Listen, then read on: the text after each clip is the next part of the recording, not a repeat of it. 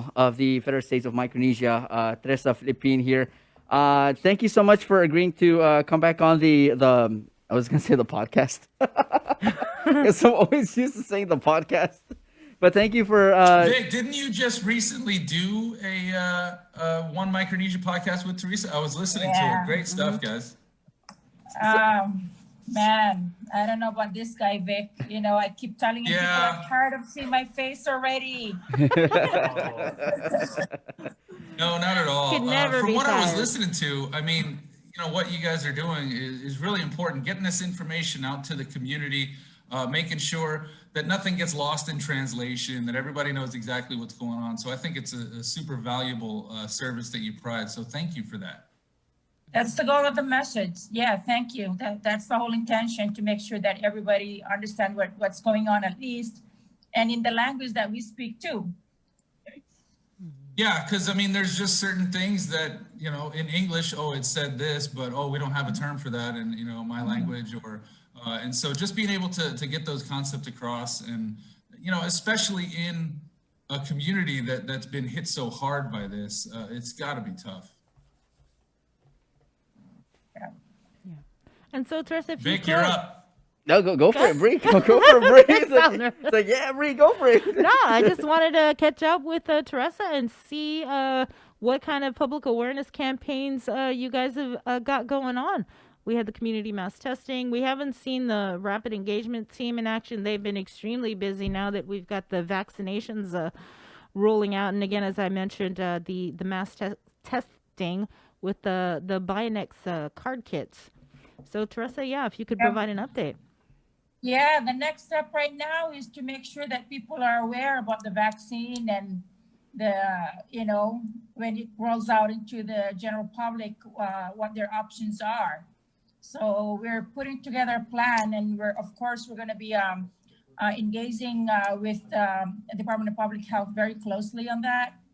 I have some very good contacts at the Department of Public Health, and they've been extremely helpful in the past few months during this whole pandemic. So, and this is, of course, is going to be a continuation of that collaborative effort. We will need to get out there, make sure that people have all the information that they need to know about the vaccine.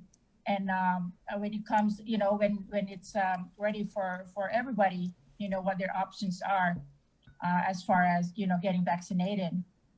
Mm-hmm. And I was talking. One thing.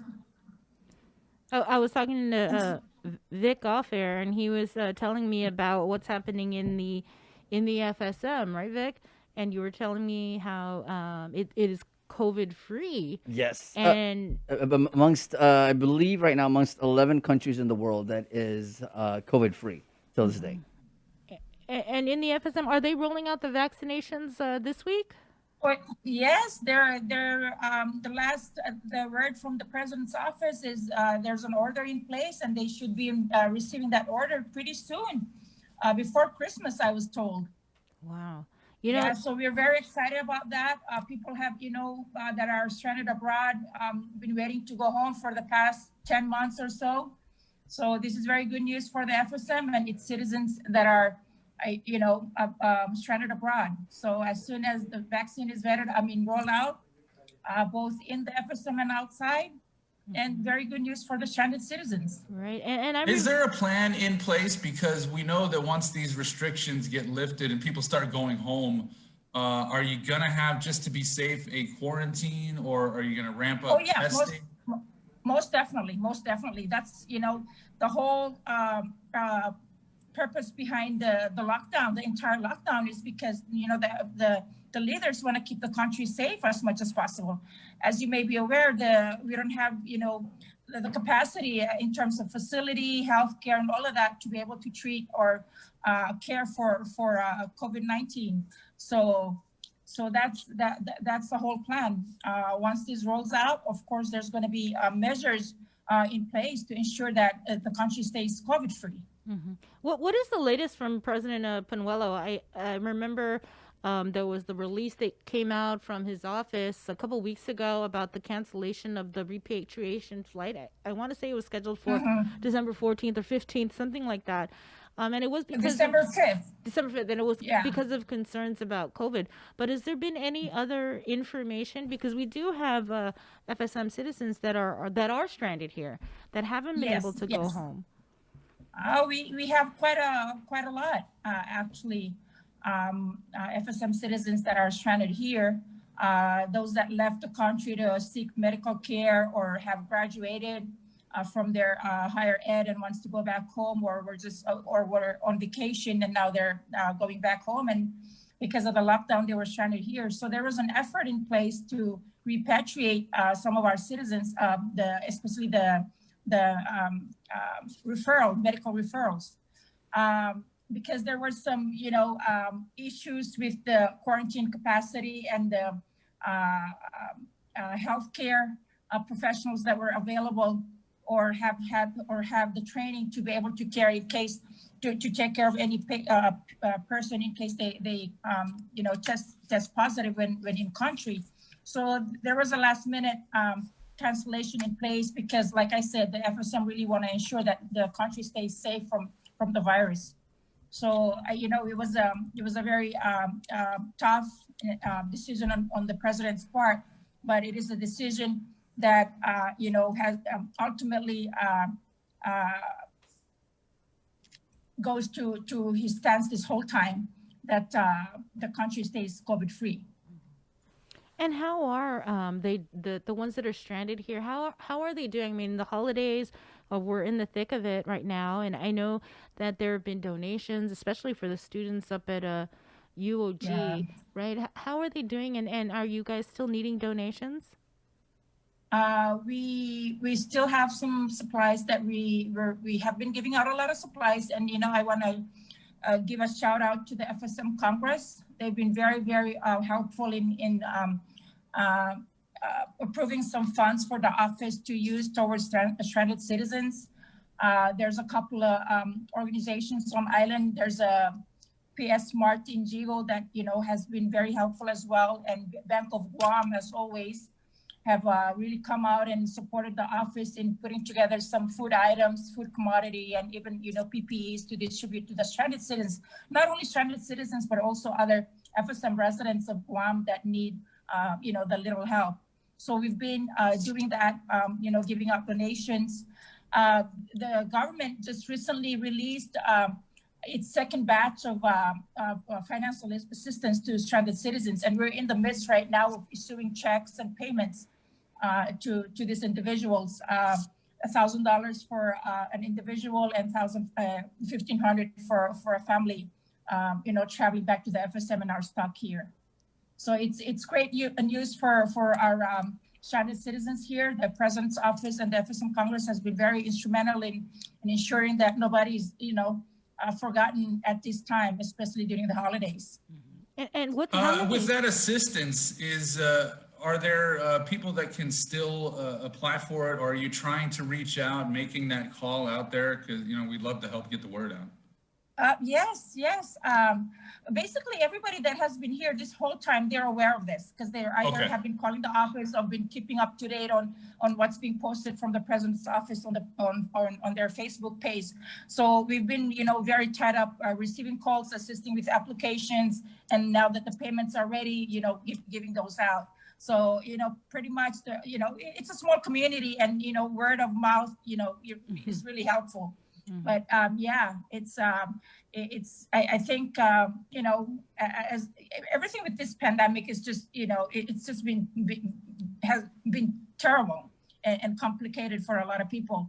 But it is what it is, and the government is helping. We're a struggling government, but we're helping however we can. And there's been a lot of great donations from our foreign partners that's been pouring into the government. So they in turn are releasing those out to the community. How many FSM citizens are stranded here on Guam? The last count that our office has, a little bit over 300, but I'm sure there are still some out there that haven't registered with our office. So, we've been sharing, passing out information. If anybody is stranded on Guam, please register with us. So we have your name down in case for this type of assistance, or when flights do open, then, we know who needs to go home. Well, where are you guys in gaining ground? We had Kaz Nakamura on a couple weeks ago, Vice President of Yeah. Chuukese Association of Guam. He contracted COVID.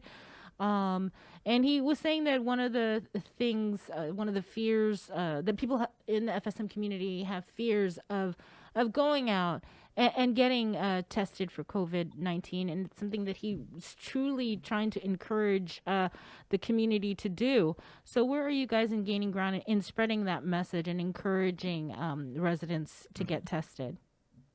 That was one of our main activities a couple of months back. I think a little bit before June, when there was that spike in confirmed cases. And then we were, we really revamped our efforts in getting out to the community. I think we've enlisted a couple of news outlets and even, turned to social media to get the information out there about the importance of getting tested, not just for your own safety, but everybody that you interact with. And we've had, we've seen the numbers, and they were alarming at one point regarding the FSM community. So we were on top of it. I hope, or I think, we were able to get the message out. We worked very closely with public health, with the, reaching out into the community, offering free testing so that people can go and get tested. That was one of the, the main concerns that kept arising, that, accessibility to free testing. So that was what, that was the main effort back then. I think we were able to test a lot of our folks in the northern villages. We had three occasions when we were, just targeting the FSM community. Kaz Nakamura, he's a good friend, and also not only he's the president of he's also the president of the FSM Association of Guam. So, he holds he has a big hat in that area where he needs to get the message out there, and especially having contracted the virus himself. So he's speaking from personal experience. And that was, that was very big of him to come out and talk to people about it.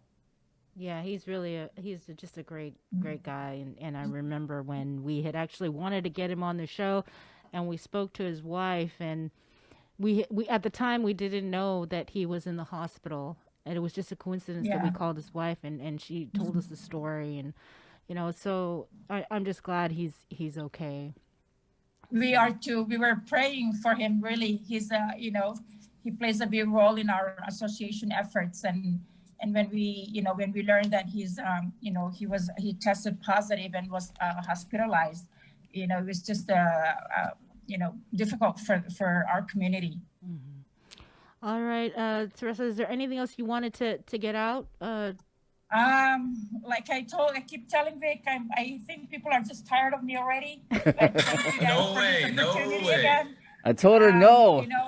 The people are so grateful that they have someone like you fighting for them, making sure they are informed, safe. So, on behalf of all the community, I want to thank you for all that you do. Yeah, I want to thank KUAM, and especially Vic and Chris, and you, Sabrina and Jason. You guys have been very helpful, and you've been helpful, especially in getting the message out and not lost in translation, like mentioned earlier. We've had some issues with the media, several times back, but I think you guys are. You've been very helpful and very understanding. Right. So thank you, and really appreciate this. I just want to, to our FSM residents of Guam, a very Merry Christmas and safe. Be safe out there. Although the vaccine is out and going to be released soon to the general public, that doesn't mean that we're going to do away with our masks and all of the, the safety guidelines that is being put out there. Continue to practice your social distancing and personal hygiene, and wear your mask while out in public, not just for your own safety, but for everybody that you encounter. So thank you all very much, and happy holidays. All right. Thank you, Teresa. Stay safe. Merry Christmas to you and your family as well. Merry Christmas. Merry Christmas to you. Bye. Bye. We are Thank you. going to stay in the Zoom room where we have Lieutenant Governor Josh Tenorio joining us for our weekly